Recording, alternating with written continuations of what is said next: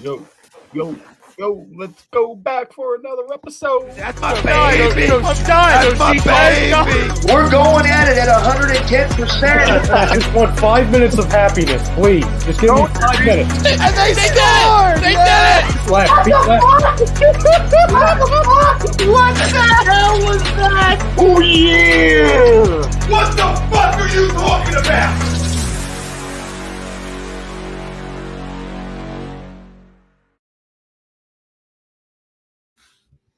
All right, fam, what is up? We are back for another episode of the Weekly Roundup. I'm your host, as always, Stephen Rochelle, being joined by the guy on the right side of the main, Mr. Daniel Bakley. Daniel, how you doing this afternoon? We're gonna get Zach in here in a minute. He is once again having some technical difficulties. How you feeling tonight, Daniel? You excited about tonight's episode? We got a lot of stuff to talk about on some Philly sports side of things. You know, we got some baseball. The Phillies are live right now, put an absolute drubbing on the Angels in the top of the second, and then it's 5-0 already. Yeah, we got big news with the Phillies. I'm sure we'll get into that in a few. But yeah, we'll talk some NBA finals. We'll we're gonna be joined in the second hour by our guest, amateur, world champion boxer. Brittany Parker is going to be joining us. We'll try to talk a little Eagles. Obviously they had their first 7-on-7, so everyone wants to talk about that. But with that being said, real quick stop. Hold on. We got to talk about our sponsor here. And if you're looking to buy or sell a home, you're looking to change your career brokerage, contact our guy Alan Foy over there at eXp Realty LLC at 302-682.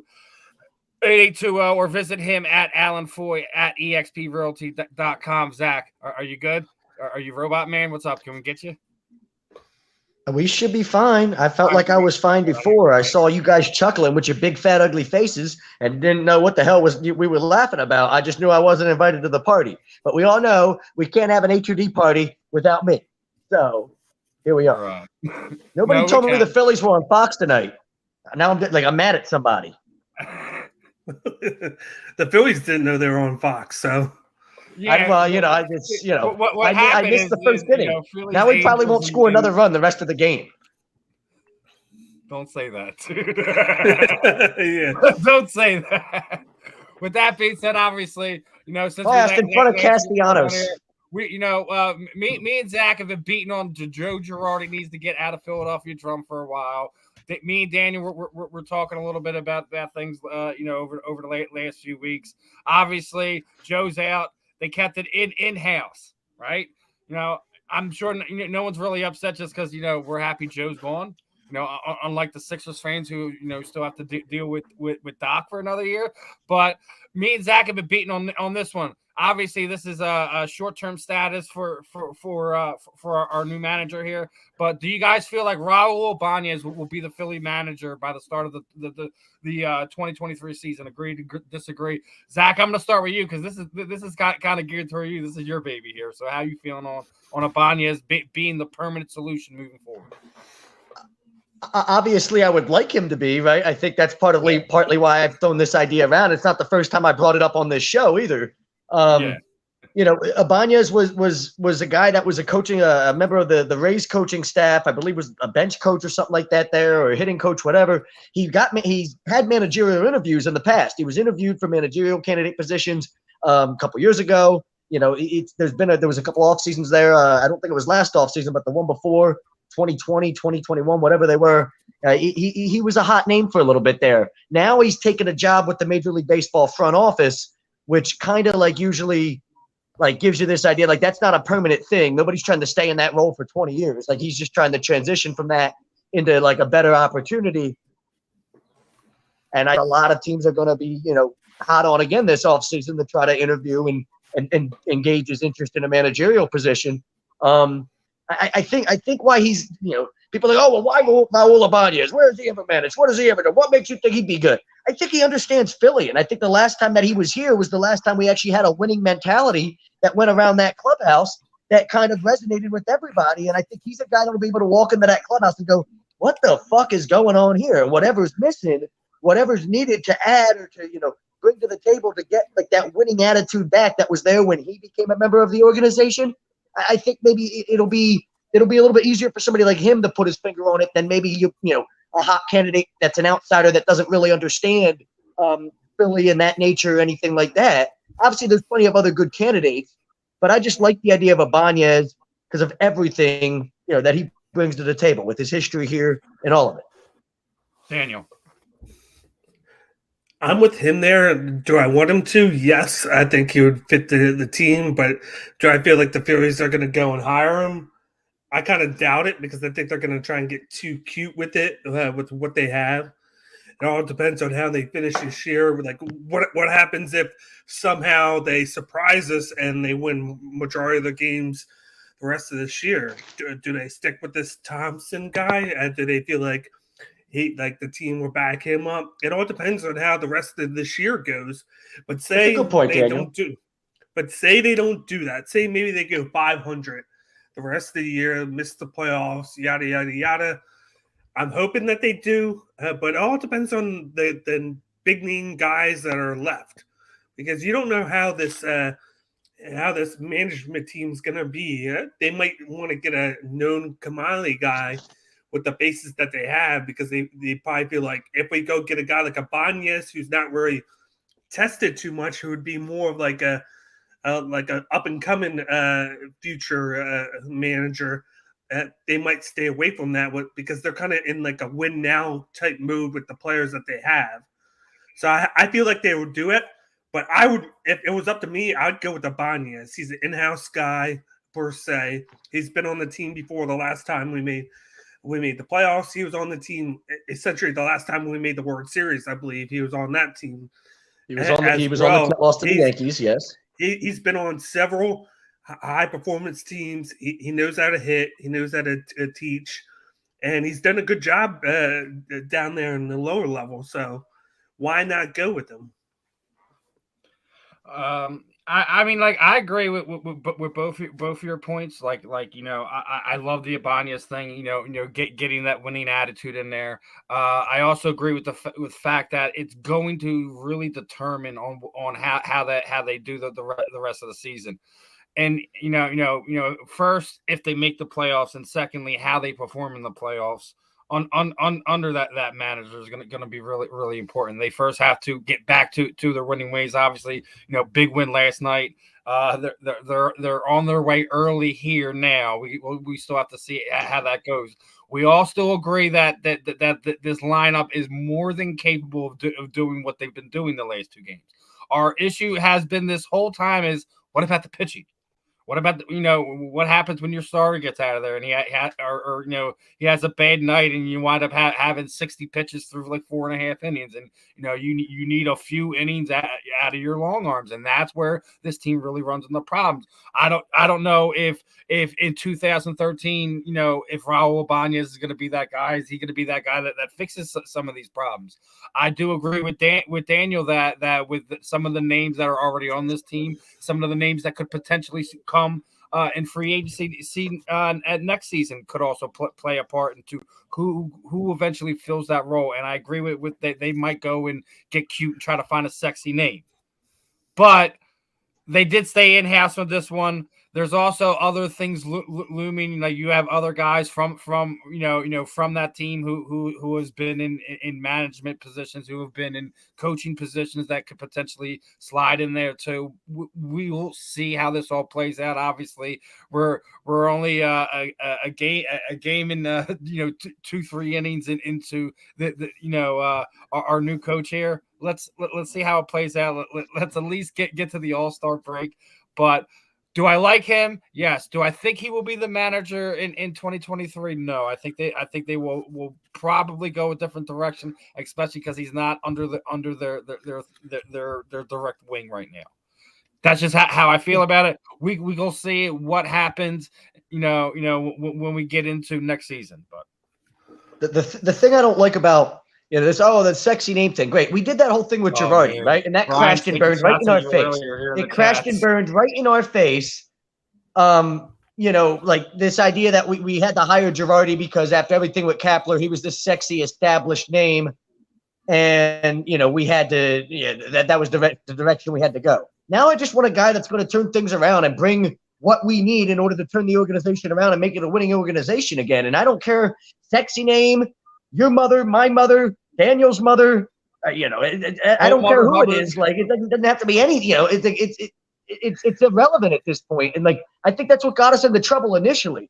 You got another name if you want to talk about a guy that was up here would get the job and be from the beginning people would embrace it. Instead of it being an outsider. We've got a future Hall of Fame shortstop that's working in our front office right now, who I think would make a fine manager in this league too, and Jimmy Rollins with his passion and his energy and the things that go into managing a team nowadays. Let's help Ryan out. I think players would love playing for Daniel, Steven. A guy like that in the clubhouse. I think it's kind of a Ryan I think it's kind of a slap in the face too that we get rid of Kapler, and now he's the past 2 years in San Fran. He's done a great job. They want first place last year. We've already touched on that. Like despite how good of a job he's doing here, he just his way of doing things just wasn't going to work in this. Well, Howie Kendrick's a loser. Howie Kendrick's a loser, Ryan. I don't need losers. Howie Kendrick's a loser. Yeah.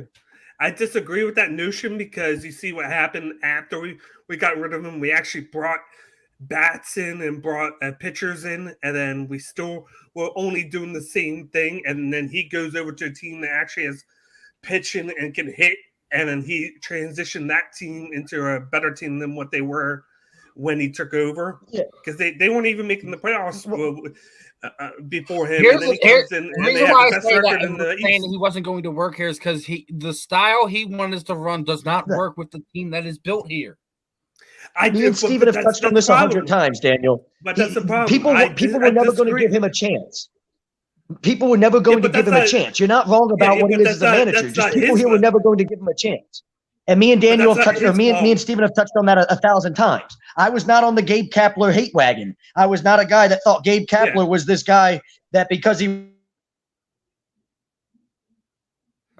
was in the analytics and coconut oil that all the managed in this league. That was old heads like Sweeps and Brian Wilson and Tommy who worked for us here. And Tommy's at least come around to the analytics to understand that there needs to be a balance. I still love to see Wilson and Sweeps get triggered by their hate for analytics. But hey, got to be entertained by something and somehow, so it's all good.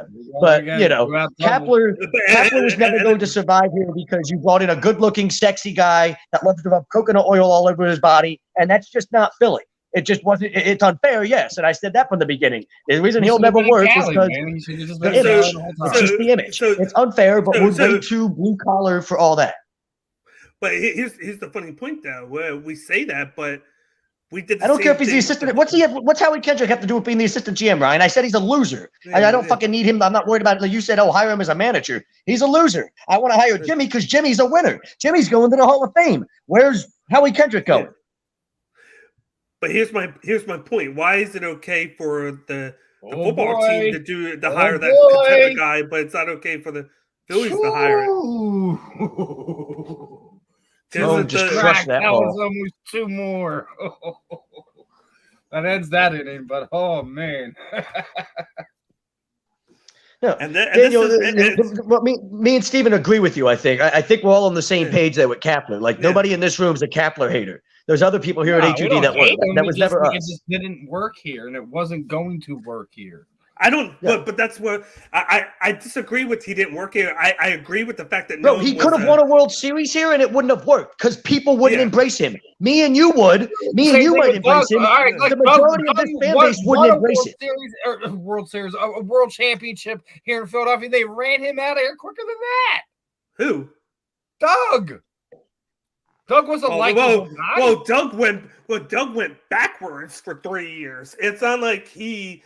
The whole team went backwards for 3 years because we had the quarterback who just didn't want to play anymore. That had nothing to do with the quarterback.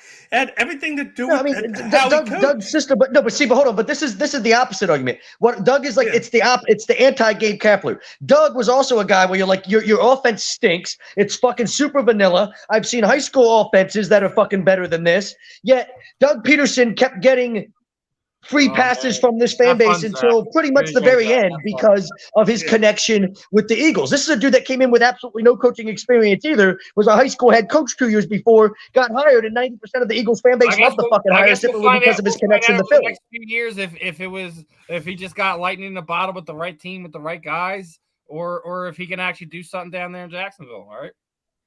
Yeah. What's that? What, Jacksonville? Yeah, I mean, I've always said Doug's a leader of men, right? I've always said Doug's a great leader of men. There was other things about Doug. He knows how to hire coaches when he first gets hired. He knows how to bring guys in to help him. That's Yeah, what but he when did. he loses some guys, he didn't know what to do, and that's where he really he lost problem. like a lot of the guys all at once. That was his problem. In 2 years he lost like 60% of the staff. People don't realize that. Yeah, well, but this is what we do in this fan base.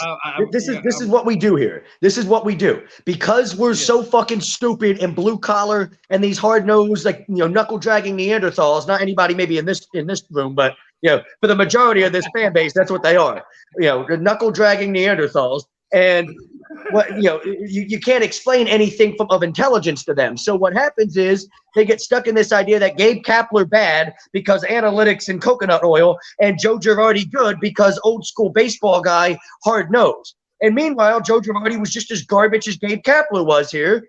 Didn't do anything to help this team win. Didn't do anything to put the team in a better position. Had a better roster than Kapler did. So at least at some point, I'd say, you know what? Who was worst here? Girardi was worse here because he had more to work with and did at the very least he did the same exact thing with it. And I felt like it was the opposite of the Gabe Kapler. They brought in Gabe Kapler and front office didn't give him the players to go with. That's what I mean with this fan base, Daniel. And then this time, the front office actually brought in players, and the coach couldn't manage them the right way because look here, we had a bad hit, and all of a sudden. We fire the manager in the first 2 games. We have 15 runs, and we've given up no runs so far. I know it's a coincidence, but it's crazy.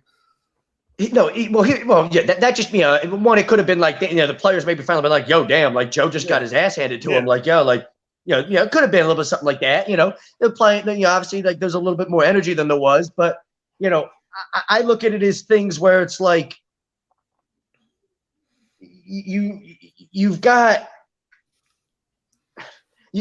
got a certain, and maybe it contributes to the loser mentality that we've got here, but there's a certain just mindset with all of this that seems to have prevented the right hires from being made. I don't really know what to say outside of that. You would like to think that didn't influence the organization when it came to those hires, but I mean, like it's you've got exactly what I'm talking about, and we do it in every sport where we're blinded by whatever we want a guy to be. Well, this guy's not Philly tough. Oh, he won't fit in here. And we do it in every single fucking sport, and it's part of the reason why I've talked shit about our fan base for years and years and years, and I rile up my own kind because I sit here and talk shit about the stupid people in this fan base that are responsible for a lot of this shit taking place.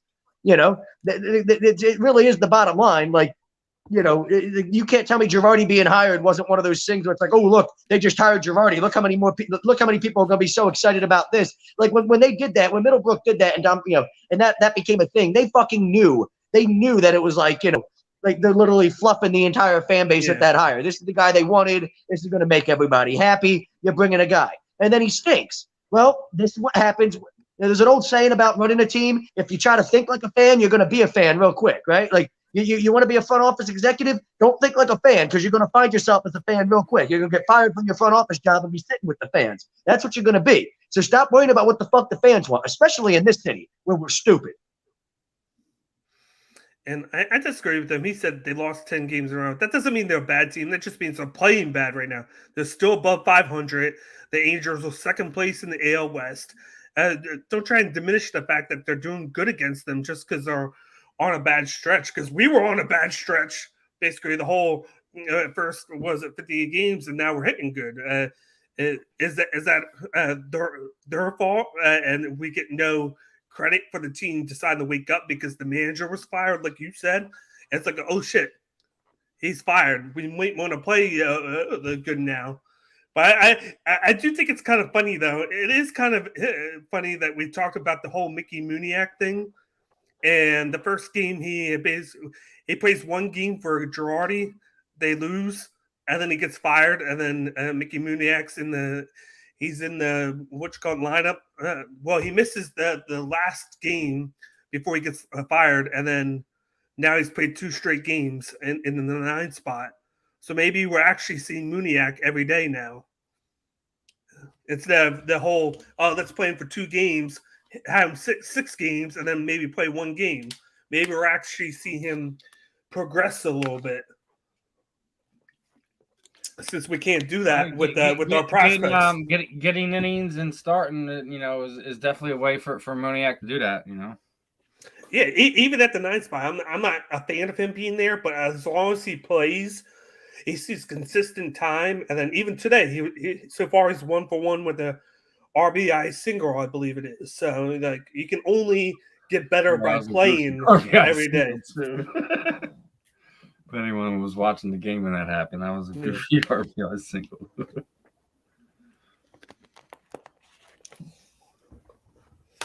Or was it 5-0, 1 out? So if we were gonna go in a direction, if we're gonna throw names out there that aren't like a Ibanez, and I've already brought up Jimmy Rollins. What are some of these outsider names? Like the name, like one of the names I heard flying around when Girardi was being hired was Buck Showalter, and I actually said at the moment I was a fan of Buck Showalter. Everywhere Buck goes, he seems to turn around the culture, turning into a winning culture. He leaves the minute somebody else shows up, they win a World Series within a couple years. Poor Bucks never got to finish the ride, but hell, if he hadn't started it every single fucking time with the Yankees, with the Diamondbacks, I think the only team he has it was Baltimore, but they were good. Now all of a sudden you see him doing it again. He did it with the Orioles, where he took them back to the playoffs. Now he's doing it again with the Mets. Again, this is what happens when you try to act like a fan. Hire Buck Showalter, you change your culture. You hire Joe Girardi, you end up in the same old position. I think like I said, I think it all depends on who's available. Like if it's not Raul Ibanez, I'm sure there's going to be you can create names that are available. Yeah. Like anybody's available if you want to talk to them. Like who's available? I hate that. This isn't the NFL where like a coach gets fired and 2 years later you hire somebody and he's gonna go win you a Super Bowl. Like I hear people talk about the names Mike Scioscia, like Ron Gardenhire. Like, are you fucking kidding me? Can I get somebody from this generation? Can I get somebody from this century? Somebody that wasn't managing 20 years ago? Somebody, it's like it's all the same shit. It's the same shit. It's just a different name. Girardi, Scioscia, Gardenhire. They're all the same fucking shit. It's all the same thing. So go find me somebody, like all these old school names. Ron Washington. Why are we bringing up anybody that's in the fucking 60s that, was like coaching, 15 years ago? Like I'm okay. Bring me a new name. Look around baseball. Look at all the managers in baseball. Like, Buck Showalter is like the one example of a guy where you look at and went like, Joe Madden. But I mean, again, the Angels are they're losing. They haven't won since Madden got there. They're losing again, as we speak, where it's like they're on a bad losing streak. So, maybe he's run his course. I don't know. But, it seems like all these guys, these old school guys we talk about, they maybe had their little run, that 5 or 10 year run where they were really good, and that runs its course, and then it's over. And you're not going to recreate it. So stop trying. Bring me a hot, young, fresh name that can grow with this organization and, and kind of, change everything around because they're young and hip and fresh and turn it into something that it's never been. Yeah, when I think of that, I think of the Minnesota Twins like right now. A lot of the Twins were built off of they weren't supposed to be good this year, where they were like, okay, we're just going to throw guys there and get guys that can hit just decently because they don't try and spend a lot of money. And here they are, the only team in that division that is playing well at the moment. They bring in some ex-Yankees players that weren't running in the Donaldson trade. Josh Donaldson of all people. And this is you wanted a name. There you go. There's a name, dude. They're still managed by Rocco Baldelli, right? Rocco Baldelli still the manager there for Minnesota. Mm-hmm. Yeah. See, that's a name that I'm talking about. Where people are like, like that would have been another guy. He would have got hired here in Philly and would have been ran out of town before he ever got a chance to do anything because they would look at all the analytics and he would come up from an organization like Tampa and all this shit. Hell, you know what? Bring me somebody from Tampa. Bring me somebody from the Dodgers. These are the organizations that win every fucking year and are in the playoffs and are the teams that are making deep runs. So, I don't care. Go hire me another analytics guy so I can trigger the shit out of these analytics haters. Really, like I don't care. Like it's so nonsense. You want to be a winning organization? You do what other winning organizations do. That's how you become a winning organization. You don't do the opposite. You want to be a winning organization? Look at the other winning organizations in baseball and try to copy what they're doing. And that's how you're going to win. And what all the other organizations are doing, it all has to do with analytics in some way. Yes, there's a balance with it, but it still has to do with analytics in some way. You can't just ignore the shit out of analytics and try to act like it's not a thing. And I don't know if we're doing that or not, but I know Girardi, whatever analytic information Girardi was being given, he didn't know how to fucking use it. So, listen, when Anthony Dominguez is fucking thrown 11 pitches and retires a side 1, 2, 3 order, and then you bring out Corey Knebel to pitch the 9th inning, I'd rather have Evo Knebel pitch the 9th inning at this point, and I think he's dead. But Anthony Dominguez is fucking rolling through hitters, and you bring in Corey Knebel. Like, just show a feel for the game. What analytics? Don't tell. The numbers didn't tell you that Corey Knebel was a better option there. I can tell you that right now. I'm more of a numbers guy than Joe Girardi is. I can promise you, no analytical set of numbers told you that Corey Knebel's a better option here than Anthony Dominguez. Fuck off. And what's crazy is now we get into the new style of a pitch now, where we got the opener, and you see a team play all their bullpen right afterwards. You see the opener maybe do 2-3 innings, and the rest of the bullpen. This team's not built for that, so we have to have the starting pitcher. Like when you have teams like Tampa with the low payroll, but then they draft great because they have to. Maybe it's time we raid their system, raid their scouting department, and try to bring a guy in and be like, yo, come here. We need to scout and draft well so we can be one of those teams where we don't have to spend all this money. So we're not in the top 5 in payroll because we can't draft. Because we need to bring guys in to help the team out. I look at the Yankees, and the Yankees can do both. Last week the Yankees signed Matt Carpenter after he was released by the St. Louis, and in his first week he has 4 home runs right away in the lineup. Yeah, that's not going to last though. We don't know that, but he's I've got a baby doing Christmas Eve, and I'll bet you my firstborn kid that doesn't continue. That he's going to hit well, because he's been known for being a good hitter. I just don't think that he fit that team anymore. And then he's old now. Yeah, and your hands slow down a little bit, and once your hands slow down a little bit, it's hard to catch up to a 95-mile-per-hour fastball when your hands are working as fast as they can, let alone once they slow down a little bit. Yeah, great. It's all looked a little sexy. He looks really stupid with that mustache. I can't believe he did that. After the whole reputation you built in St. Louis with the beard and everything, and you sign in a place like New York, which this, you know what? Even more I think I hate I've always hated the Yankees, but one of the things I can't stand about the Yankees is stupid policies like this. It's so fucking dumb. You can't have a beard in it. Why? What the fuck are you even talking about? What is this? I mean, the military, the fucking police. I mean, even you look around now, in organizations like that, they're allowed to have fucking beards and shit still, as long as they keep it fucking groomed and shit nicely and shit. Now you're allowed to actually have a little bit of facial hair. The Yankees are just they're one of the. It's like a person that thinks that tattoos and facial hair and things like that it makes you a lesser person. Right, it makes you a lesser person because you got shit like tattoos and facial hair. That's the Yankees. That's how they run their organization. If you got facial hair, you're a lesser person. You got to be clean shaven so that way you look respectful and shit. Fuck off. You know what would be respectful? You not charging $4,000 a piece for you to sit in your fucking seats at Yankee Stadium. That might be a little respectful. So fuck you. Don't lecture me about respect. I almost forgot about that. What Ryan said, Texas signed him in the offseason. I almost forgot about that. Thinking about that. But I think that he might keep it going for the rest of this year. It might not be to this level, but he can be doing good. But I never got that too. Why can't you have the beard? But why can't you have the beard? But you can have the mustache. What's the difference? Because if ever looked at go watch Super Troopers, they've all got fucking mustaches. None of them have beards, right? That's how they do. They run it like it's the military or it's a fucking police academy, which is really it makes me hate you as an organization even more. Just grow the fuck up. But yeah, my point with Carpenter was 4 of his first 5 hits as a Yankee have been home runs. Like, if that continues, the guy's going to the Hall of Fame tomorrow. So I don't really think that's going to continue at some point, right? I mean, he's got, it seems like he's enjoying his first couple weeks in New York, but what is he, like 37 now, 38? 36, Hell, 36. you guys are old. You guys know what it is. Yeah, that first couple weeks doing anything is kind of cool, but give him a month. I'm sure he'll get fucking tired real quick.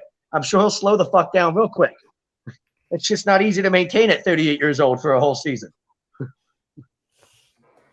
It's just crazy to see these teams that spent no money in the offseason and they're doing just as good as us. Like Oakland Athletics, they spent $0. They completely gutted their system. They got rid of everybody, and they respected to be so uncompetitive that was the reason Bob Melvin left to go to San Diego.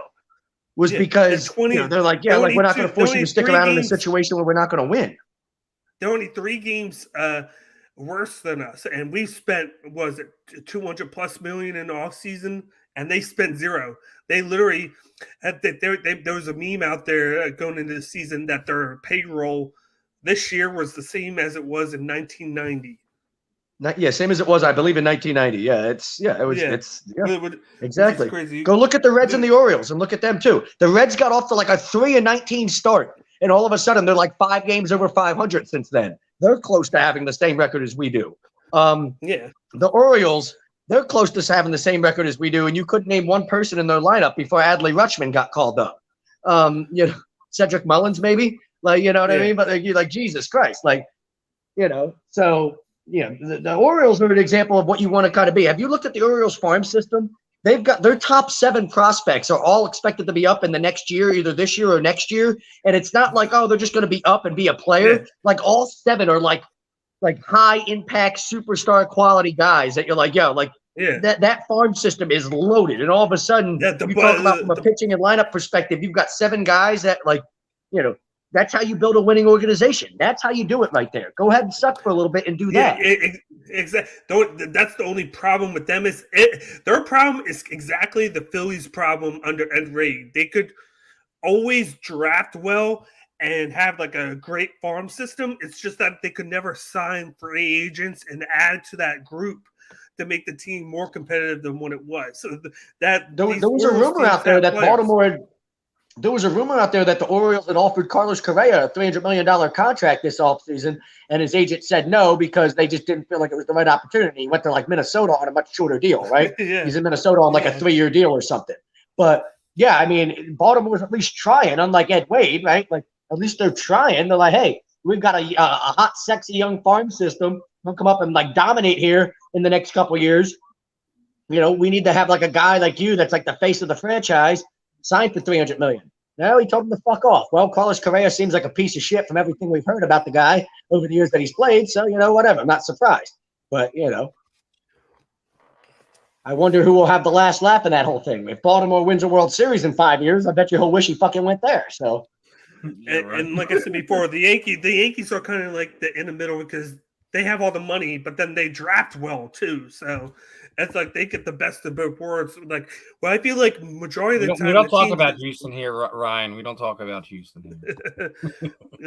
Look at them now. Hey, Houston's the Astros are the original example, right? When they went and drafted Correa and Springer and all those guys, they were bad for a few years, and then they're this hot, sexy farm system that just all these guys came up and became studs, and they went and won a World Series. And then Kansas City was the same way when they won. Kansas City did it, sure. And then they thought they were going to be good last year when they did the complete opposite when they signed guys and bring in Benintendi, but it just didn't work out for them. And then they're still trying to recover from it. Like these teams know that they have to draft well, whereas some of these teams they just spend like the Angels right now. They're above 500, but they've gotten kind of unlucky with the injury bug, and then they can't draft.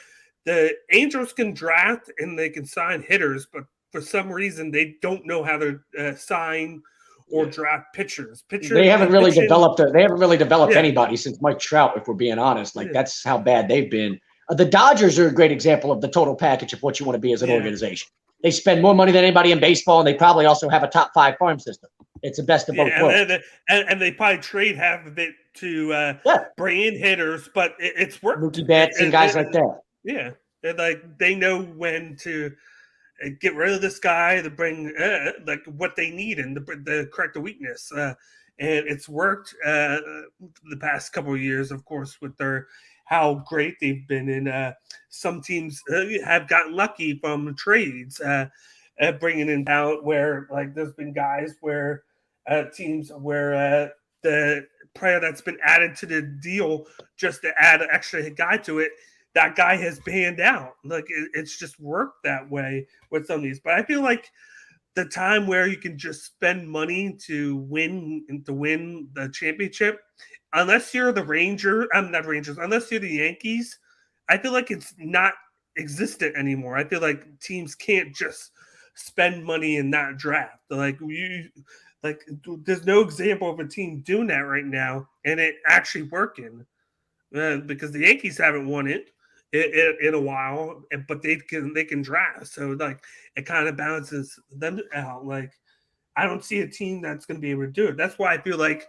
we need the farm system to kind of get fixed in Philly if we want to be able to sustain any winning culture or bring it back, because we're relying too much on these free agent signees to win games for us. Yeah, I mean, I look at our farm system earlier, and Andrew Painter and Mick Abel are both top 100 prospects, and you're like, Jesus, what we really need is some pitching to come through this system. For the love of God, give me some sort of pitching. Bryson Stott looks like he could be a pretty solid position player for you. If you get one more arm, both starting and relief pitching, this team is in a totally different situation right now.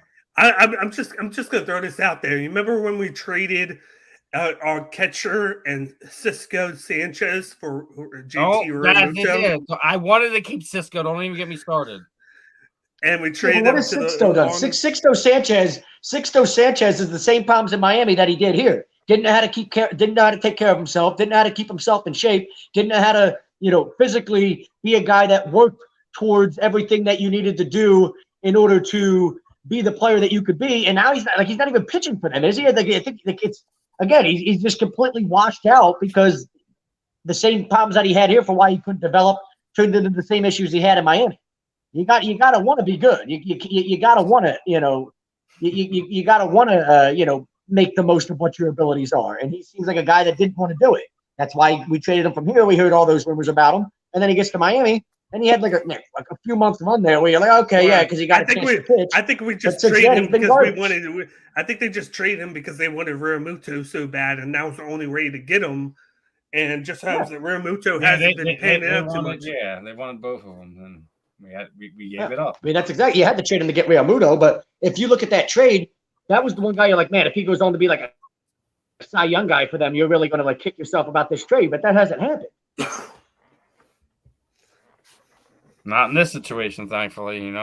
Yeah, I think we kind of got a little lucky that he hasn't been playing with that, because I still feel like the trade was kind of like it wasn't a win for us because he hasn't really done that much for us to help the team compared to what we gave up, because I believe we gave up three like two hitters and a pitcher or something like that.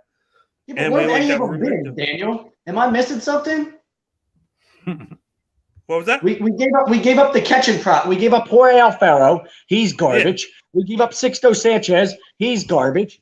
So I mean, what am I losing sleep over with that? Garbage right now. Realmuto's playing garbage right now too. So great. Realmuto was also great, and by this point of the contract, he's starting to come out of the slump. That's our fault for not being able to win the previous 2 years. Earlier, got on base. The next time I think he's 2 for 2. Yeah, but look how much we're paying him though. On top of that, I mean, he's underperforming at the moment, but like the whole team, it's not like the past couple of years he hasn't been well worth all of that. And if you would have actually got your head out of your ass and put a winning team, together sooner, all that trade makes sense at the time. At the time, you're trading for him, saying now we can be a winner in the next couple of years. And you weren't. Well, that's not JT Realmuto's fault. That's the organization's fault. We're not doing a better job.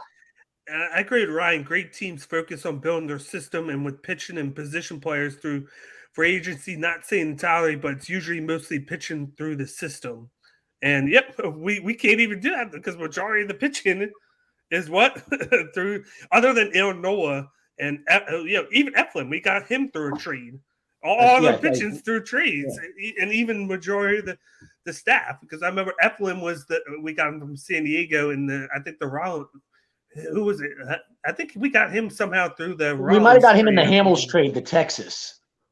No. Eflin was from San Diego or the Dodgers. I forget who we traded to get him. Did he come in the Jimmy trade when we traded Jimmy to the Dodgers? I think it might have been that. I think we might have got him for Jimmy Rounds, because I think the Texas one was we got Jorge Alfaro, Thompson, and Nick Williams, Apple, and somebody else. We got Nick Williams.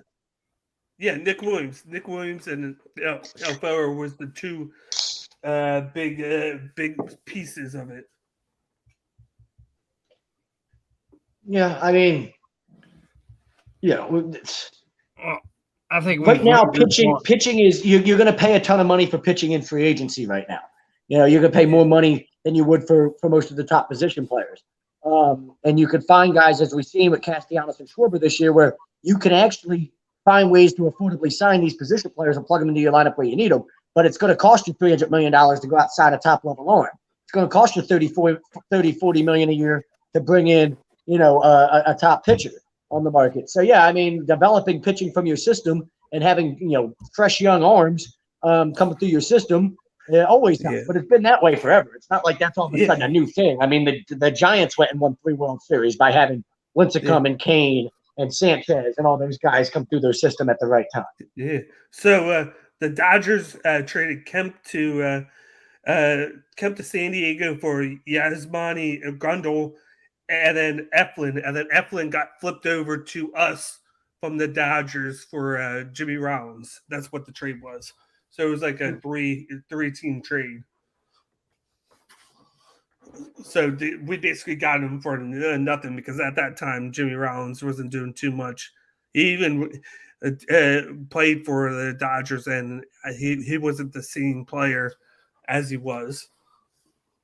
And we've had some good starts out of Eflin of late, and I'm hoping that he can continue it as long as he doesn't get hurt. I think that's been his problem here, has been whenever he starts to get on a roll, Eflin he gets hurt and he gets put in the DL, and it kind of like stagnates his progression.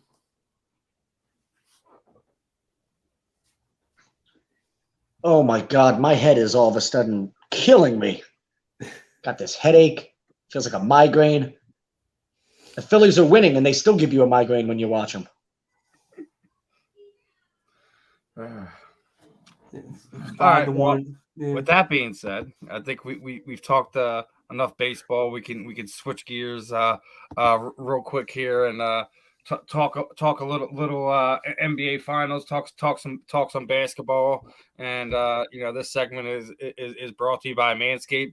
Make sure you guys are saving 20% off on your orders, free shipping with the A2D code over there at manscaped.com. That's 20% off free shipping with the code from A2D at manscaped.com. Make sure you're screenshotting those orders that you're making, because I've already told you guys I got some swag to hook up for you guys.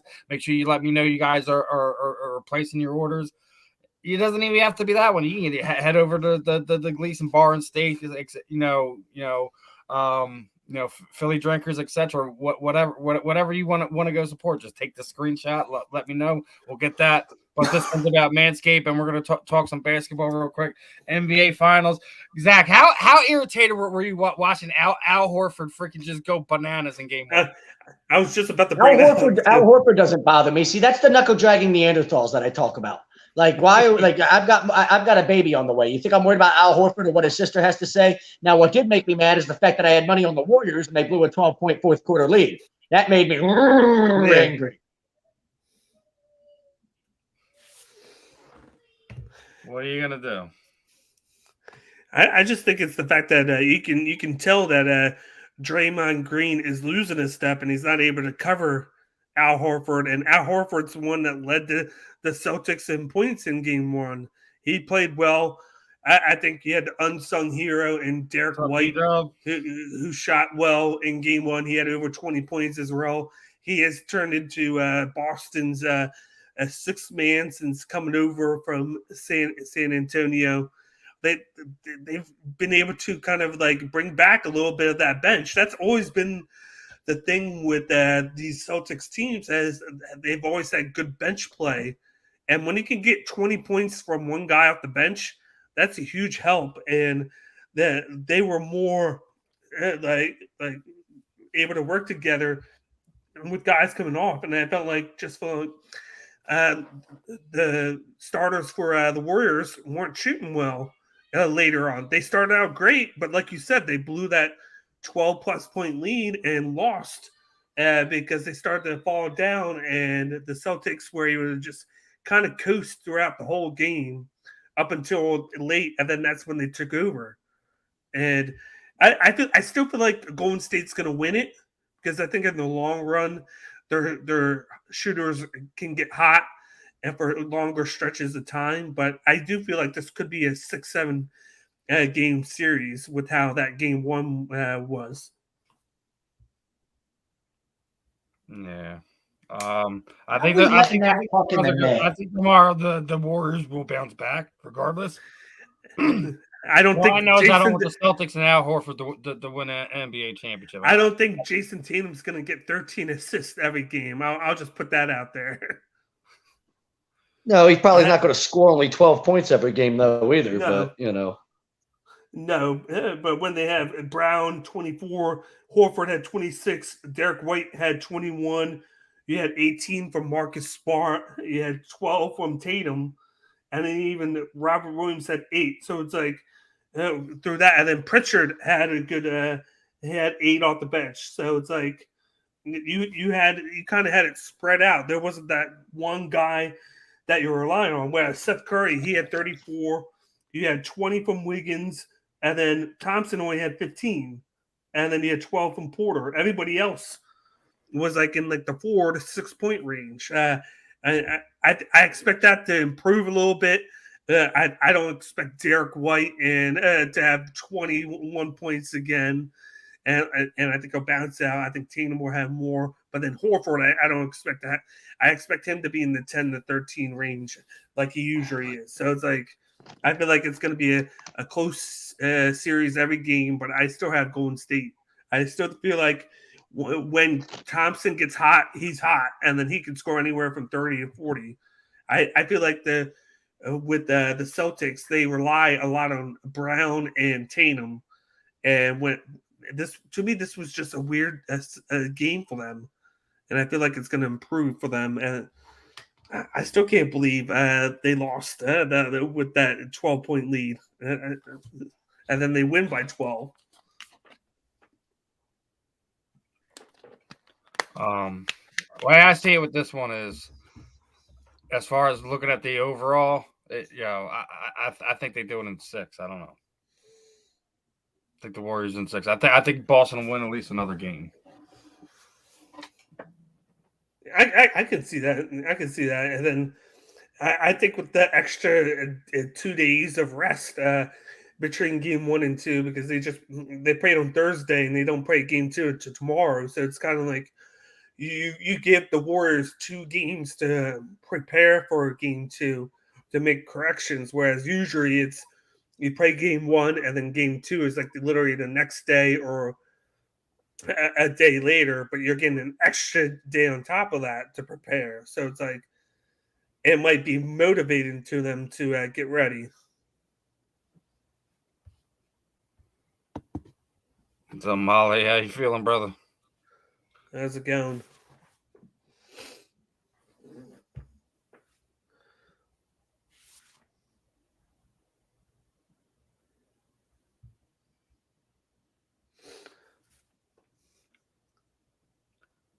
Where did Zach go? He just ran away on us. Yeah. He's probably he just turned everything off, so he probably got to go to the bathroom or something. But for once, it's not his technical issues. No, it's just him. So little update. It's still 5-1. in the bottom of the fourth with one out. We got Hoskins on base. I feel like this year, like we said it last weekend, and once again, I feel like the NBA is being overshadowed by the NHL right now, playoff wise. You got the NBA Finals, and people are still talking about the conference games for hockey. Like tonight, you have Game 3 between Edmonton and Colorado, and it's 1-1 right now. Edmonton's looking to get a game at home since they're down 2-0. The Rangers are up 2-0, and they've had a great series at the Madison Square Garden where they came back Game 2 yesterday to win that game. I just feel like the product is a lot better. I don't know what the NBA can do to improve the product. I just feel like the problem with that has been, we said it before last week, is all the games have been blowouts, and people are just not getting tuned in or getting into these games. They tune in, and maybe they tune in later if they're not there from the start, and they see it's a blowout, and then they just tune off because they know, what's the point of watching if the team's getting killed? Whereas in NHL, every lead is not safe. You could be up 3-1 and then come back and win. So people get tuned in. And it's like one of those things where it's like kind of tough for the NBA as a product to kind of look at this and be like, what can we do? There's really nothing that they can do. It's just what's happening with the product with all the games. It's just a unfortunate situation to be in, where you don't have that many close games, because I can't really tell you 2 or more games that were close in all the playoffs so far. It's one of the things that basketball is having a problem with, unfortunately. Yeah, that's falling behind on hockey. You don't have the disparity that you once had. Yeah. And hockey's had that issue in the regular season because people sometimes don't watch the regular season, but as soon as hockey playoffs hit, I feel like everybody's watching it. They tune in. A lot of the games are close, and they know what playoff hockey's about. Yeah, now. And that's been the same. I know people that don't even watch hockey that tune in just for the playoffs because they know that it's going to be exciting. It's like there's always talks that hockey has been taken over by soccer for like the fourth biggest sport, but then once playoff hockey comes around, it becomes like number one all of a sudden because of all the audience tuning in. I also think that with how the games play now in basketball, where there's really no post up play, you got a lot of guys shooting from 3-point range and scoring. You got a lot of high scoring in the 120s, whereas it used to be that, like I said, the post up, the center was a big part of your team, and then it would be 90 to 85 type games. I think that's a big reason for how the product is now. And then he said score. That's a big thing with the product now, and then I think it's something that's going to hurt him for a while. Like, you had no defense. It's basically the basketball is basically the NFL Pro Bowl, but on the court every day. Well, those are rough ones, brother.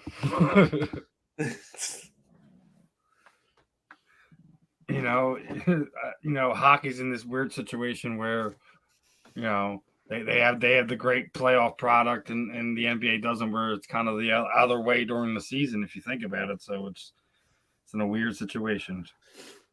I even think the NBA has issues during the season. Yeah, just during the playoffs, they tune out for whatever reason. Yeah, because this just made it worse. There was no competitive games. I'm trying to hang in here with you boys. I'm really struggling with this migraine. I don't know what the fuck to do about it, but it is just killing me right now. I know how it goes, brother. You might as well go put something in the freezer, like an ice pack or something, for when you get off the air. Seriously. I'd go take a wet rag and put it in the freezer or something, so you can just put it on your head and face and pass out when you get off.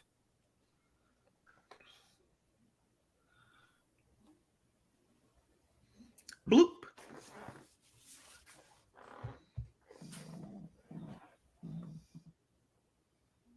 Nice, almost stabbed by Boom, right? Yep.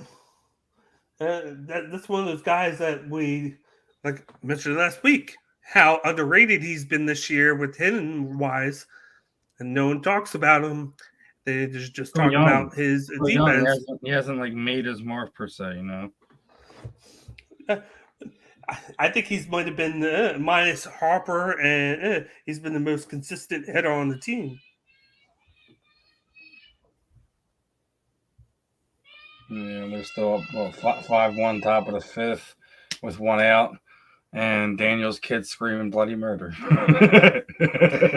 See, he's backing me up. He knows that Bohm is hitting well. Oh man, that he is what it is, my friend. Yep.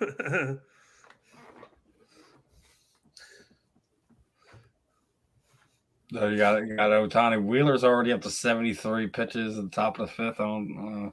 That's not too bad, but for Wheeler, it's a lot. Say probably one of them around 63 right about now.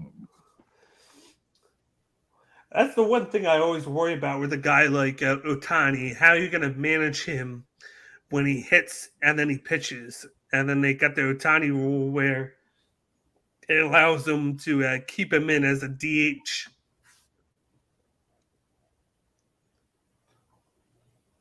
Hey, holding up there, Zachy. Not good. If you want to bounce out, there, go ahead, bounce out, man. We can hold it down. Ain't gonna kill you, dude. Go get some rest. I'm sorry, man. It's just. I would say it like this. Wouldn't you rather have it this week instead of next week? I would just say it this way. Because these guys knows what's going on next week. The listeners don't.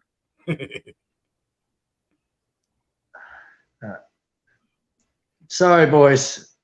All right, man. Go get some rest. Everyone rest. tell Zach they love him. Send him DMs. Blow up his phone. Make him look at a bright screen with his headache.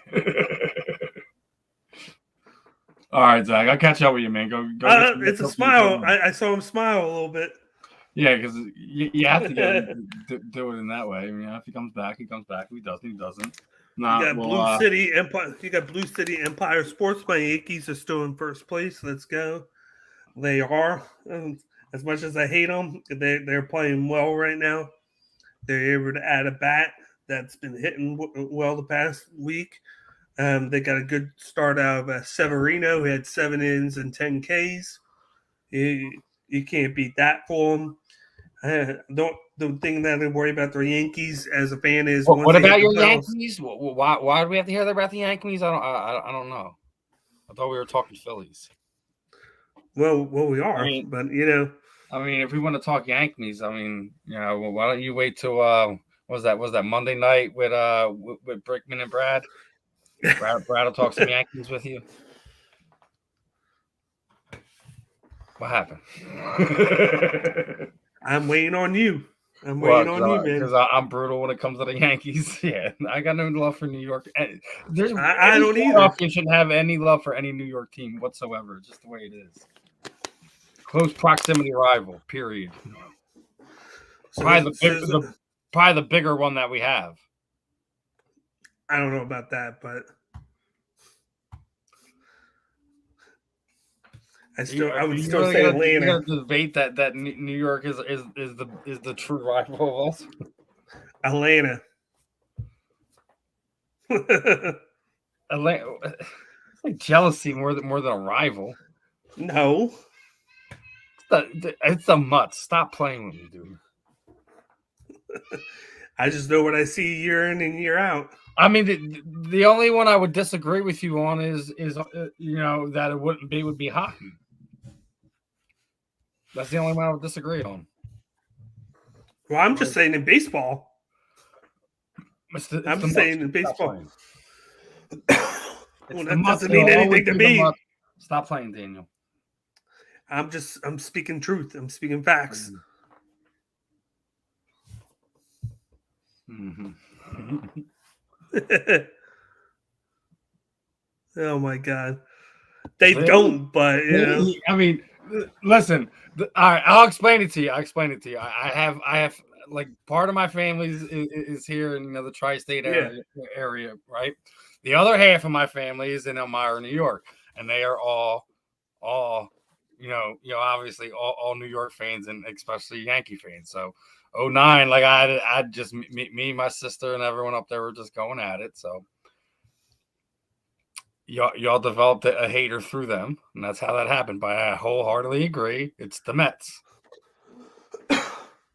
I'm still saying the Braves.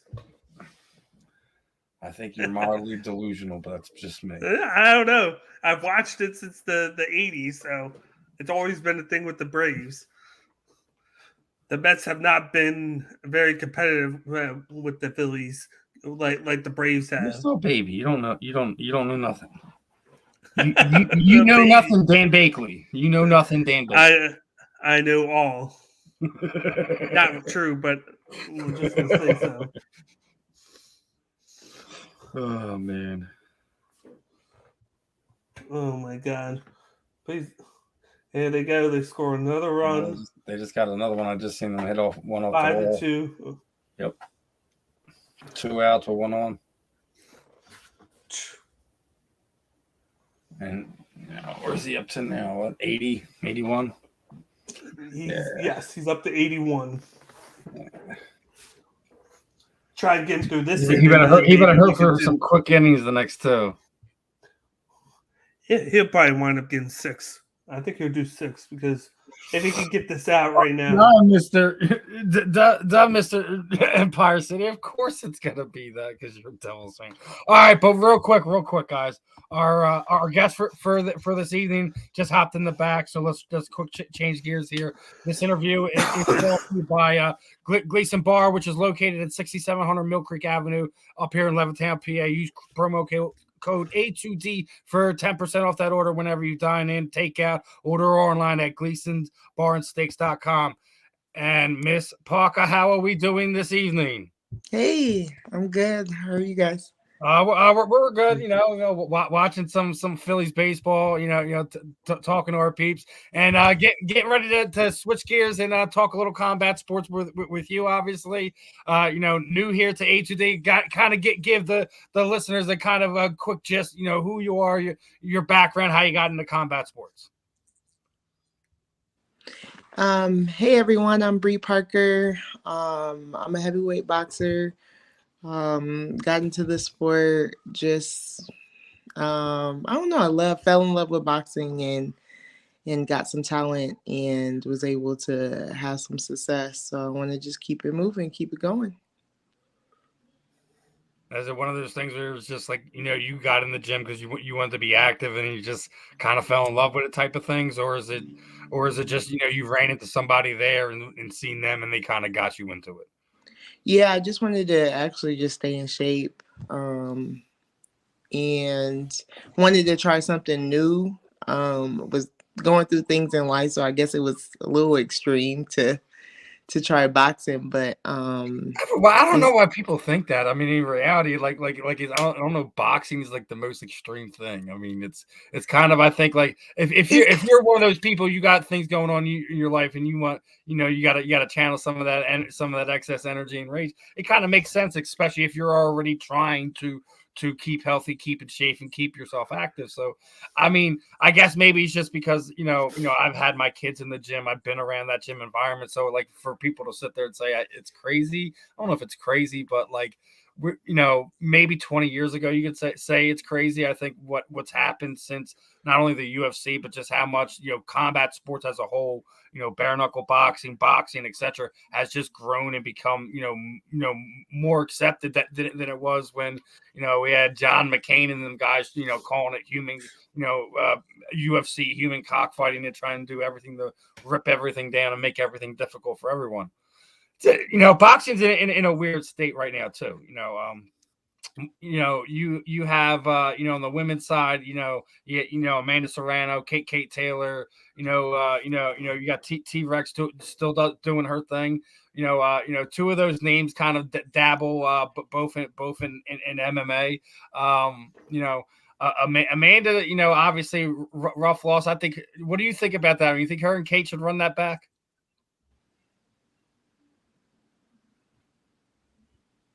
Right. That fight. Yeah. Oh, I mean, yes. obviously close one. Kate won the decision. A lot of people from Serrano's. Oh yeah, I honestly had. It was a very close fight, and I honestly thought it should be scored a draw. Just because Amanda was winning in the at the beginning, but kind of fizzled off towards the end, the later rounds. And so I don't think she did enough to dethrone Taylor, but Not enough to lose it don't. either. Yeah, I don't think that Taylor actually won that fight, so I think they should run it back and let the chips fall where they may. Yeah, I mean, great fight. I think is another one of those big moments for women's boxing. Those two being able to attempt to unify all that and with the belts and weight classes and everything like that. It was a fight that what Amanda's been trying to call for about 3 years now. Finally that's what's up. Yeah, I do want to say, like, despite how the outcome of the fight, it was a major move for females and women's boxing. Like, I feel like that gave us a platform. Like, it was the platform. Like, that's literally all of our dreams. The eyes are more on, for whatever reason, the Jake Paul promotion than the actual fight promoters that are doing things. Love him, hate him, or indifferent about it. He got that fight to happen that literally Amanda has been begging for on social media for the better part of 2 or 3 years. I don't got nothing really negative to say about Jake Paul. I felt like my thing is the quality of his guys, where and what weight class he's fighting, and the type of guys that he's fighting. That's my only gripe. Well, yeah, I mean, you can say that. Wise, you can't say anything about it. He's you can say that. First of all, boxing. It's not like your typical fight, like a street fight, a bar fight, that's lasting 30 seconds max. You know what I mean? Like, so you have to be conditioned to play, to participate in the sport. So that he's training, you know what I mean? like, you have to train to be able to do that. So there's that, it's I think if the average Joe, you honest can't beat of where he is and his skill set, like, hey, like the reason why we're having these matchups against these guys, like, hey, these other people that are fighting on my cards, these are all experienced people who've been training for X amount of years. Jake is basically still a baby in this, a baby. He's still a baby. I will give him credit though that he takes it serious. Like, I watch his brother's podcast all the time, and he always makes the notion, I can say whatever I want about my brother with this being like the thing of the moment for him, but when he does it, he takes it serious. He puts a lot of effort into it, and you can see. You saw in the Woodley fight how more advanced he was in that compared to Woodley, and Woodley has but a background in combat. He's so much bigger than Wood, man. Like, I love Wood, but like, even when he's out of shape and walking around at 190 pounds, it's still, I don't think it's a square matchup for someone who Jake should be fighting. But I think he can shut me up at any point in time and go and find himself a guy that actually gives him a. I think the IQ in the fight was the difference. Though. I don't think it was the how tall he was or how big he was. I think Jake's IQ in the moment was higher than Woodley's because he was able to think 2 steps ahead in that moment. That's how that knockout happened. We'll see when he gets in there. Guys who are hungry. I don't know if I agree with that. Guys who are just like basically, took a fight for a paycheck because it was a short notice fight. It is what it is. I'm not gonna beat on drums over Jake Paul and that type of stuff. I don't want to linger on that too much longer. We kind of got a little bit off the rails for a second. Now, obviously, Bray, you have your amateur career has pretty much come to an end. Very successful, championships, belts, medals, etc. I think I obviously that lost part audio. of your career is over. You're looking forward to making that professional debut. Do you have, a time frame situated for that? By the end of the summer, beginning of fall, etc. Like, do you have something? Oh wow, we lost her. Got to love live shows with technical issues. She should be back in a second. Yeah, I just think when it went black that something got messed up. She'll be back in.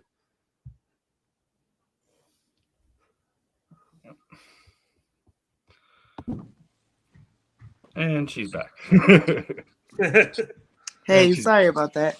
Hey, listen, Someone pause, you can't hear the audio. What I was basically asking is, like, when you have when you thinking of the pro debut is going to be happening, is it going to be midsummer, early fall? How are you feeling on that? Yeah, I'm thinking it's gonna be early fall. How it's looking. It's just it's hard to find an opponent, to be honest. So if anybody want to fight me, Yeah, I mean, that's let's one of the make things it I actually happen. one of the things I actually wanted to ask you about it is because it's you have a tough time because of that weight class. There is not a whole lot of top talent there when you look at the women's heavyweight division. But there's some though. There's some. I mean, yeah, there is some. It's just sometimes like you talk, getting the match right, getting the promoter lined up. Everything has to be perfectly. I remember, some of the, late 2000s 2010s, sorry, some of the heavyweight girls that were doing it in MMA, how much trouble they were having. Some of those girls had to kill themselves to go down to 45 to make fights happen, and some even making drasticer changes trying to get down to the 35. I know that's where you're doing it now, but moving forward, looking over the next few years, would possibly trying to get into another lower weight class is something that you're working towards, or yeah, I mean, I'm doing that now. I guess I'm frustrated because I thought I had some time to like have some fights and fight my way down. Kind of, grow as Yeah. an athlete, as a professional fighter, then naturally right, because progress this is where I'm down as you comfortable get at. more into shape. This is where I'm comfortable at, and it's a huge jump from amateur to pro. I want to do it where I'm comfortable, and that is heavyweight. I had the advantage as the heavyweight. I am, quick. You know what I mean? Like I move more, so I'm able to box, and I thought that I could develop that and get more comfortable in that before I dive in and start having these tougher fights, but that's just not how women's boxing is. So yes, to answer your question, right now I'm actively working my butt off to get the weight off. And it's just, you just got to be strong mentally, because it's so frustrating, because there are heavyweights out there that I could fight. Let's make the fights happen. If we keep, the frustrating thing is we keep on saying there's no opportunities in women boxing. There's no opportunities. But then we don't work together. We don't fight each other. Like, you got to fight anybody. As an amateur, I just think everybody. the way I look at women's combat sports in general, not just pro boxers, not just the bare knuckle boxers, and not just the MMA fighters. I think there shouldn't be, like, y'all should just know, like there's there's plenty to go around right now. It's not where it is like the men, where it's just overflowing in every weight class, and it's almost like a dime a dozen. That's why the women's fights are so exciting, because it's really hard to find two high level females that compete at a high level. That's why if you look in the UFC, over the last handful of years, it went from 35 and 45 were the premier weight classes, and now you're looking, flyweight and strawweight are now the premier weight classes, because that's where all the competition is. Those girls have been fighting each other for 5 years. Rose and Carla go back to pre-UFC when they were in their first handful of fights over in Invicta. So, like, when you're sitting there watching that, like, they've been fighting each other for years. Yeah. These are there's no animosity towards each other. They just have different styles, different fights, etc. Those are Yeah. things that you would like to see pass over onto some of these other things. Obviously, that's on a much larger scale. UFC is the top level mixed martial arts promotion in the world, where you're still working on that. Where I think the problem with boxing is there's too much infighting over who's promoting who's staying where, and things of that nature. Where Dana was kind of brought up in boxing, and is one of the things he's kind of molded the mixed martial arts to break away from. Obviously, seeing that as he's bought up other promotions and making sure like he has several different other feeder leagues, here on the East Coast, over there in the West Coast, etc., overseas, things of that nature, where he's always getting guys in. Where in boxing, it's I don't think it's as structured as it is in combat sports. As crazy as that it sounds, because boxing has been around for hundreds of years. Where we're talking about combat sports, is what they've done in a 20-year span. Boxing hasn't had that growth in 50 years. Yeah. And But that, see, the that frustrating is part. more, I think more the problems that boxing has moving forward, and even more so the women, because like I don't think it's not that you guys aren't coming together. I just don't think like you guys have this common ground to kind of do things like that. Like obviously you have social media to kind of like work together, train together, but it's not on that level. Like I don't know if like maybe you guys come up with like a boxing summit, and you guys all kind of get together and do things and things of that nature to kind of do something on your own to change it outside of what the sport does. Yeah, that's kind of the change that I'm thinking about that needs to happen, is we need to rally together to really say, hey, we're creating a lane for ourselves. um and so I think that women's boxing won't change until we come together, and you you could be one voice in the pond, or we can be a mighty fist together, and we'll make a lot more noise, I think. So we all just want to fight, we all want to fulfill our dreams. It's so frustrating to have so much talent and not be able to display it like Not to our display it, not to counterparts, get the like the eyes on males. it. It's just, yeah, man. It's one of the things I remember when, before Ronda kind of really blew up, just, being one of the few people just really screaming for women's combat sports in general. And just, you've seen inside of the last 10 years, what the women's combat sports have done, and why I think that if it's something that is done inside of boxing within yourselves, I think a similar situation could be done to help boxing itself regrow in some type of way, because it's been, that the field they've been playing in don't grow no more. They need to find another field, another way to do it. Yeah, but if they don't, it's cool. I feel like I can create my own lane. Now, um I'm sitting there talking about other things, like if you can't find your way, like within the next like year and a half, would you think about like entertaining taking bare knuckle boxing or taking an MMA fight, etc., just to kind of keep yourself busy? no, I'm a boxer. All right. And That's fine. that's what I want I'm to just do. asking because it is rough, and like you see fighters get frustrated with sometimes, and somebody your bare knuckle comes like I'm hey not, boy, I feel we're like, gonna offer you a six-figure no, I contract. get it. We're I gonna get it. sign But 10 other fighters, and we're gonna do some bare knuckle boxing over the next 2 years. How yeah, do you but sound? the great position I'm in is I'm not looking for boxing to pay my bills. Um, Yeah, I'm because you were doing some stuff in the community today. If looking at your page, you guys had a lot of stuff going on. Yeah, so I do a lot of, community work. I made a career at being, I'm a housing director. So like I have a career, I'm good, but I just so happen to be able to do both and be talented at both. So I'm going to be successful with or without boxing. But I like, why waste this talent? You know what I mean? Like God gave me this talent, and like I'm not just a mediocre fighter, I'm a great fighter. So like it's going to happen. Rather I have to use my own money to promote my own fights, to find my own opponents, to host my own showcase, then that's what I'll do. But this, like, the train's not going to stop. I'm going to be successful.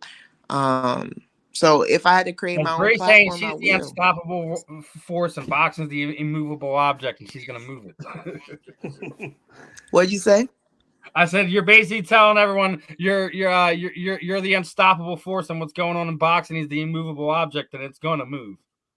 Oh, exactly, 100%. Like, I was just inspiring last week, and I'm just like, I'm giving these men problems. You know what I mean? Like, it's like all I need is an opportunity, and then the world will see. And then from there, who can deny that? You know what I mean? So I'm waiting patiently. I'm not rushing it. That's why I'm not going to You take got an more MMA patience than me. fight or take a I bare know. knuckle fight. I don't need to do that. I just need to continue to work on You my got more craft and patience wait than me. for my. I know your publicist has been screaming your name and me for over a year now. So being able to get this, I know is one of the things. But it's good to hear that you're not one. You're going to push the envelope, but you're not going to push it into a place where you don't feel you need to be. That's awesome. Dan, whatever you got, let's do it, brother. Now, we've talked about boxing and combat sports, how the women in combat sports have blown out over the past 5 to 10 years. What are your thoughts about the reports that Holly Holm is thinking about making the jump back from MMA to boxing? She had a nice career in boxing, and now she's kind of fought almost about everybody that she could fight in MMA. And the report came out that she's going to make a move back to boxing. It looks like. What are your thoughts on that? That's amazing. I think that's amazing that she's been able to fulfill her dream. You know what I mean? Make a career out of fighting. And with women boxing, you do have to be versatile. So you have to kind of take those opportunities when they come to you, because you never know, if another one will come. So I think that's super dope. We need competitors in this sport. I think you mentioned it before. A lot of people think women boxing is boring because we just don't have that high level of competition.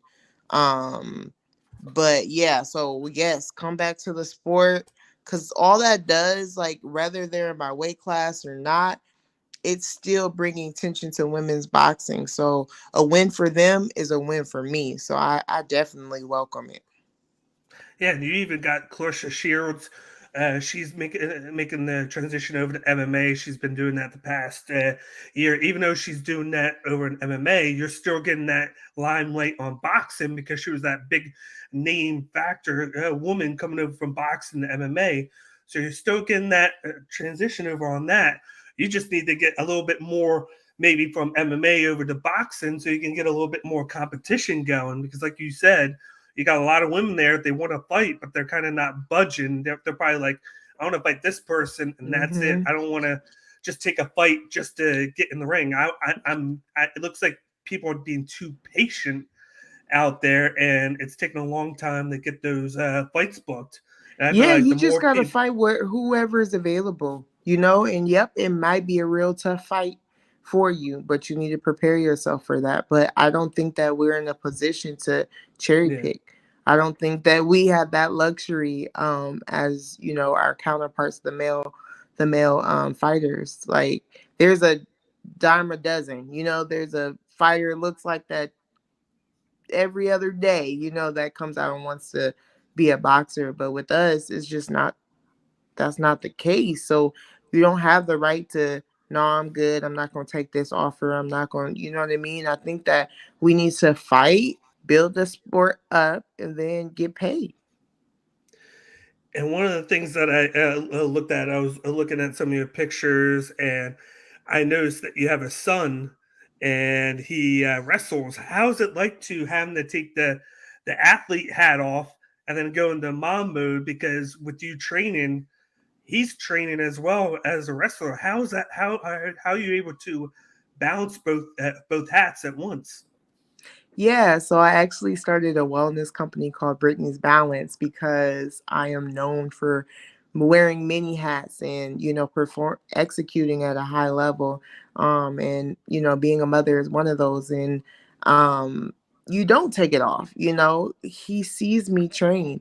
The wrestling room is right next door to it's in the same location, but it's the next room over for where I train. So he sees how much work his mom puts in, and he wants to do the same. So I feel like he doesn't have his father in his life. So I feel like me being an athlete, like, it's just icing on the cake. It allows me. Yeah, I like when you're in those situations, you're the only one there, so you play both roles. So Yeah. you play the role model and the disciplinarian. Yeah. So the fact that you're in the gym and being an athlete, I think it's one of those things that I think it's real easy for a kid to get enamored with it and inspired by it and build that routine. Not to like the drill sergeant level where you're over top with it, but just to get them in a good routine to be healthy, working out, training, and build goals and have aspirations to work for. Yeah. Sorry, So it helps me being an athlete, because I'm like, when he's down or I can't do it, it's too hard.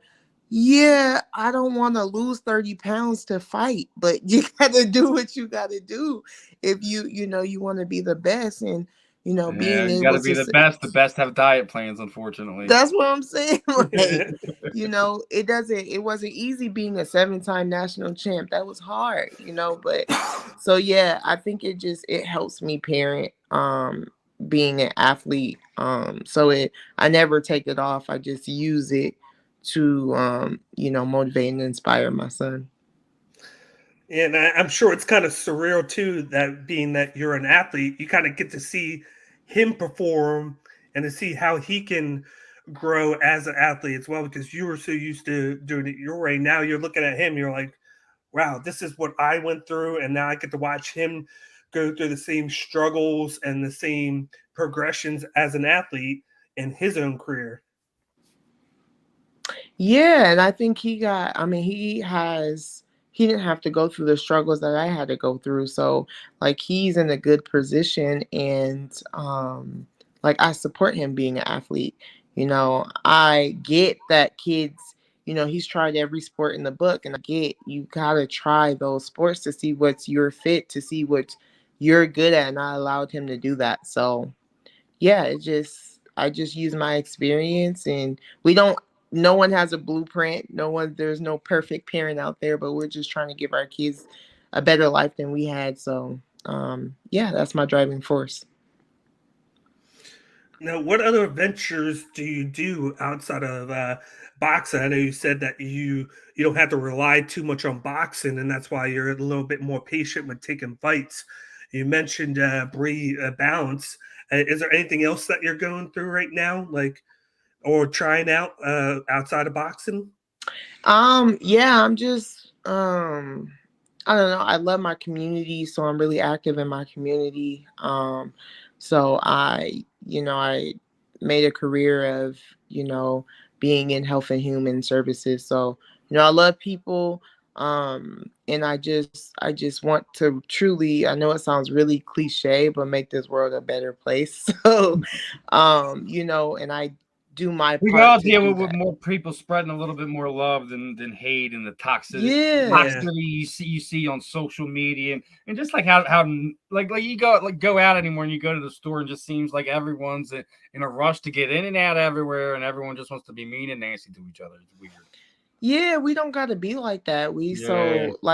So my thing is, I didn't like have role models and stuff like that. So I decided that I was going to be a role model, and I was going to be the person that I needed in my life. So you see me doing a lot of community engagement. So yeah, and it works hand in hand. I have that notoriety. People love me because of boxing. And so, like, I'm building my fan base, I'm helping my community. It all just goes hand in hand. Mhm. So Yep. that's why I'm not worried, because I know that when my time comes, I'm going to sell out a show. Like, I'm just building up, this fight whenever it happens, because, like, everyone's, when are you going to fight? Please let me know. Be like, I'll trust me, I'm travel. excited as you are. I want to know, like Yeah, yesterday. so it's like, like yes, I'm like as soon as I know, y'all know. But it's good to know that people respect me, and a lot of people think that I'm gonna get rich and then I'm gonna come back. No, you can make a difference now. Money just enhances you. You know what I mean? So whatever you're doing now, when you get rich, you're gonna be doing the same thing just at a higher capacity. So, I'm trying to make a difference. With the resources I have, and when I have more, I'll do more. Anything else you want to add, Danny? The one question I've always wanted to ask, it might sound cliche, but what makes a fighter want to like turn pro from amateur? Is there just like a moment that you just know, I think it's time to turn pro? Do you take advice from your management team or your coaches, or is it just something that just happens fluidly? You're just like, okay, you're presented with it, and then you're like, I think it's time. Is there just a way that you went around deciding to turn pro? Yeah, I mean, well, first off, I felt like I went and entered into these national tournaments because that's the only time I can get fights. So I think when I first went, I don't think I was prepared yet, but I don't take anything back because it made me, oh, I got to train harder. I got to be better if I want to compete on this level. So then I start winning and it made me better. I've won every national title that it is. I think that's a good sign to say, okay, it's Yeah. time to move on. There's nothing else for me to do. And for me, I started boxing later in life. So I started to feel like, that senior that didn't graduate with his class and he came back. Like I start to have that feeling like you probably should be going pro or you should be moving on because I've done everything I needed to do. So there was a few people that beat me and I wanted to beat them. And once I did that, I've crossed off everything off my list. It's time to go to the next level. And me personally, I have to keep achieving things. Like I have to keep leveling up. So it's like I was like, I'm in my coach's ear. I train out at Terrence Crawford's gym and I'm always in their ear like, hey, I want to fight. I want to fight. I want to fight. I want to fight. Like, hey. So like I think they're finally tired of me like, oh fine, turn pro. We'll find you a fight. It's just been harder than they knew it would be hard. That's where they're like, Brittany, like it's not as easy as you think. I was like, what? But you guys are the best team in the world. Like but Even though it's still not as easy as you think. it's still not easy. I mean, I still think boxing's the hardest thing is just because, everyone just thinks like it's all about your hands, but it's so much more about your feet than it ever will be about your hands than you will ever freaking know. And then having to do all that while I have to have a cardio level that's all the way up here. Like, oh, it's just 2-minute rounds or 3-minute rounds. Like, yeah, it's still. It's a lot of this too. You've seen that in the past. You see all the greats. I think it's one of the things. Like, if somebody who hasn't yeah. really been around like fighters in the gym or actually seen like what it is, like they don't get it. They don't understand. Yeah, it's definitely. I'm really, since I'm just waiting for a contract to just fall in my lap. So I've been going back to the basics. Like, okay, let me go back to the basics. Let me perfect my jab. Let me perfect my footwork. So I've been literally going back to the basics, falling in love with boxing all over again. And it's hard. Like, Won't be the greats wouldn't be the greats if it wasn't hard. Yeah. So it's not an easy sport at all, Yeah, and I think that we there's just nothing don't give about enough credit boxing or because combat it's sports just in general it's that so is many easy. emotions. It's like art, you know what I mean? Like it's it's a rhythm that we're going through where people throw their It's almost combinations like you that know, you really in the think about it. fourth. It's So like what musician comes up with a beat. You know what I mean, it's the same thing of how a boxer has a style. It's kind of in the same semblance. If you really ask me, and we lost her again. She's probably like, darn, I keep getting kicked off here. We got a few more minutes with Britt before we'll switch gears one last time. And But I definitely like that mindset though, because of what she said. Like, you want to Yeah. check things off, and then when you know it's time, you know it's time. Well, it's time to bring her back because she's here. Yeah, exactly. yeah, I mean, I Yeah. really feel like it's time. Like it was really I accomplished everything I needed to do. Like it's time to move on, and I think that um I don't know, for whatever reason people are so afraid to make that leap. I don't know, I haven't experienced my pro debut yet, but it's just like this is what we signed up for. If you think about it, amateur boxing is preparing you to go pro. Like, why not take that next step? Everything about amateur boxing is just preparing, even like on the elite, you know what I mean? Like on the elite level, the gloves are smaller, like they're literally slowly but surely preparing you to go pro. So just make the leap. I don't know why people are so scared.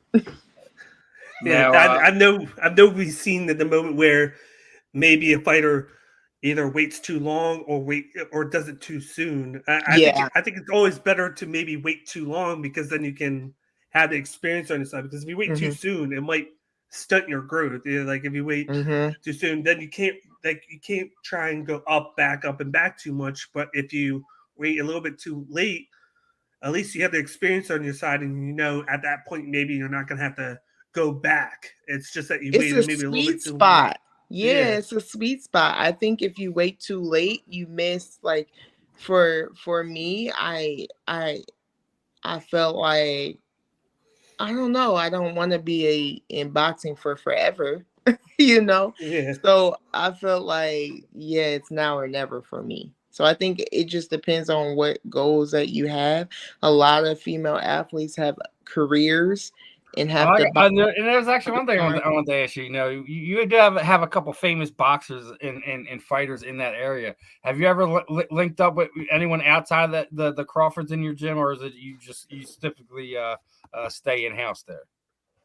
I love to travel and spar. I'm always in somebody DMs like, hey, you want to spar? What gym? What about have you know you're Omaha, Nebraska girl? Have you ever linked up with Houston Alexander? You know, he's probably one of the more prominent guys in that area, right? Yeah, yep, all the time. Train with them a few times. Houston's a fun guy. We had him on not his last fight, but his fight before that. We had him on right before the hand. Awesome dude, love him. Yeah, he's crazy.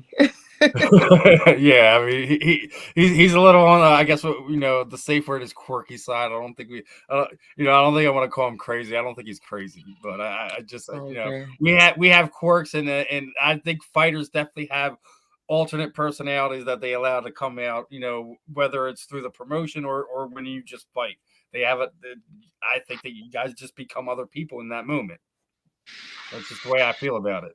There ain't nothing wrong with that, but I want to get one more in here, and then I'm gonna wrap this one up and let you say your goodbyes. Obviously, NBA Finals is going on. I know you're a basketball fan. What are you feeling about this? Are you feeling the Celtics are able to keep this up, or Steph Curry and the boys are going to shut them down and put another championship down there in the Bay Area? I'm going for the Warriors. I think he's gonna pull through. I think first one. I'm thinking 6. I'm thinking 6. I think the Celtics will win at least another game, and make it a little bit more of a fight. But I don't know if you can keep Steph down that long.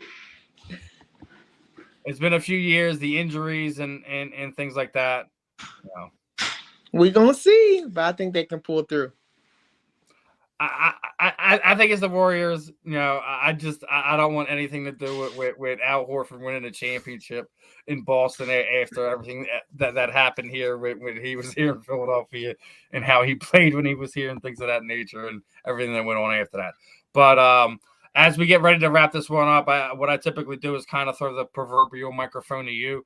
Anyone you would like to thank, training partners, teammates, shoot out your social media sites, any sponsors that you might have, any charities you're working with, anything you want to kind of show some love to. The time is yours, my friend.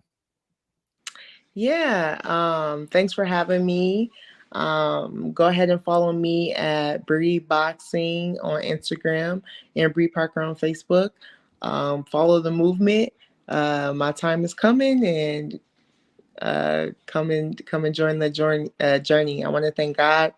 I want to thank my family and my friends and all my fans and supporters. I appreciate y'all. Keep rocking with me.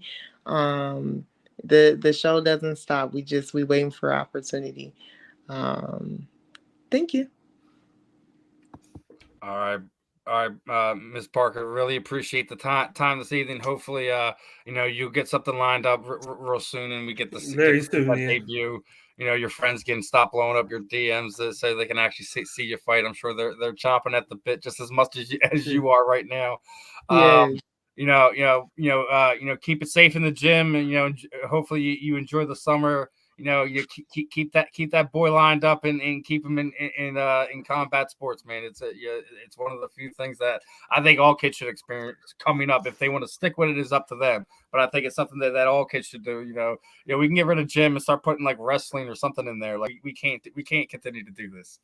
We're living a crazy time in life, and I just think we all need to do more coming together and doing more problem thinking instead of pointing fingers and saying this political person is better for. No, we all just need to come together and start doing more critical thinking as people instead of saying this person's going to solve all our problems. No, they're not. No one's going to come save us. We're going to save ourselves. Exactly. But Britt, I really appreciate the time. But keep in touch. And definitely let us know when that fight's coming up. And keep doing your thing, my friend. Keep keeping the community strong and things of that nature. I love what you're doing. Keep the posts coming, and be strong, my friend. We'll definitely have you back on here again in the future. All right, sounds good. Thanks for having me. Bye. All right, everyone. That was Miss Brittany Parker. Amateur, she did her thing. She's getting ready to make pro. Obviously, we're talk about the difficulties of finding fights when you're a female in those heavier weight classes. It's literally playing darts in the wind. You might get lucky and the wind slows down enough for you to you get just gotta hope that both fighters were agreed to it and have not just that, like you don't know, like all right, then you start training for the fight and then it gets hurt, and then you're just out all that time in camp, and there's a lot of things that go on to that people really behind the scenes when it comes to combat sports, boxing, etc. that they really don't understand. Like she said she doesn't need boxing. Everything else that she's doing is what takes care of her life and bills. This is her dreams, her aspirations, and things that she wants to do. I hope she's able to do them. I hope she's able to make her pro debut, make an impact in boxing and change people's lives in some way, shape, or form, in the ring and outside the ring. You love to see people with that type of attitude and that outlook in life. It's rare. A lot of people are always about themselves. They're in it for selfish reasons. How often you hear a fighter that is not, I want to be the best in the world. I want I want my family taken care of beyond imagination. You didn't hear any of that. It's one of the ones you got to enjoy, my friend. I know, it's been weird tonight with Zach getting off here. I know Daniel's got some things to do. I'm telling you guys this right now. We're cutting off a little early tonight. We're about an hour and 45 minutes, so it's just 15 minutes. Yep. What's up, Bryce? What's up, bro? What up? Let you guys know, don't miss next week's show. Under no circumstances, set your reminders now for 8 o'clock to next Saturday night. We're gonna have a big guest. We've been working on this one for well over a month. Anyone who messages any one of us, me, Daniel, Zach, anyone from A2D, you can guess who this guest is. I have a gift for somebody. He's a part of the 500 club in baseball. That's the only guess you're gonna get. That narrows it down to a pretty easy list of people. Yeah. If you give me the name, tweet the name, post the name, whatever. Tell me what it is. Well, I'll hook you up. Show me your address. I'll get something sent out to you. I got the mini helmet I've already been doing. I got some signed jerseys put away. I got balls put away. I got cards put away. I got a bunch of stuff to hook up with the fam. Just connect with us, people. All right. This is gonna put a bow on this one. Had some fun with some baseball. Phillies, obviously still doing their thing up 5-2, I believe now. Yeah, 5-2. Yep. Game 2 Zach, of the finals Zach will be tomorrow. He said they're not going to score another run. They haven't scored a run since we got on air. So, with that being said, we're going to put a bow on this one. Another good one in the book. Talk some baseball, talk some basketball. Talk all things combat sports with Miss Bree Parker there. That's going to be a fun one. Again, guys, make sure you're locked in next week. Make sure you stay locked in for in this very ring after us tonight. They should be on within the next hour or so. Other than that, I'm Steve. That's Daniel. This was another episode of the Weekly Roundup, and we will catch you guys